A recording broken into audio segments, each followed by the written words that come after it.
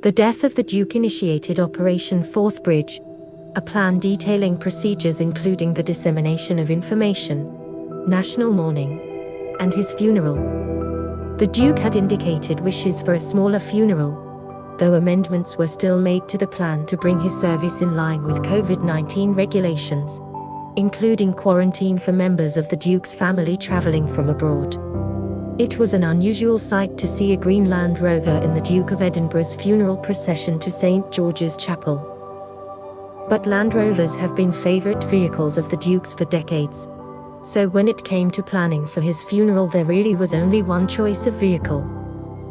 The Duke spent 16 years modifying this particular model, a Land Rover Defender TD5 130. Prince Philip once quipped to the Queen about his future funeral, "Just stick me in the back of a Land Rover and drive me to Windsor." The carriage, accompanied by some of his grooms and pulled by his two trusty black fell ponies, Balmoral Nevis and Knotlaw Storm, stood in the quadrangle as the procession passed by. It was a nod to Prince Philip's love of the fast-paced sport. The red container you could see on the carriage seat next to his cap, whip and gloves, was the sugar lump pot, from which Prince Philip used to give his ponies treats. As the Land Rover hearse stopped at St. George's Chapel, a Royal Navy piping party piped the still, a naval command to call the crew to attention. The Royal Navy was an important part of the Duke's life, and he served with distinction during World War II before giving up the naval life to support his wife in her royal duties. Ministry of Defence says, today more than 700 members of the armed forces are honouring Her Royal Highness the Duke of Edinburgh at his funeral at Windsor.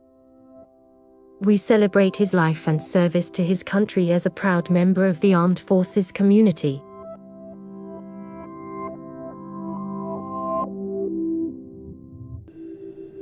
The Duke's coffin was draped in his personal flag, his standard.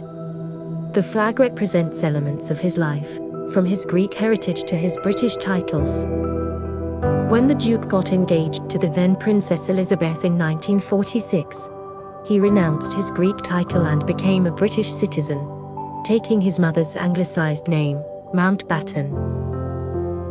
Buckingham Palace said the Queen faced some very difficult decisions as she selected the 30 guests permitted under COVID-19 rules, from the original 800-strong congregation, and had tried to ensure all branches of the Duke's family were there.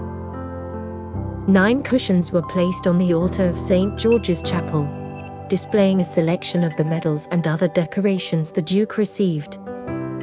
He chose these himself as he planned his funeral in detail. The regalia were sewn onto the cushions using fish wire, rather than braid, which is more noticeable.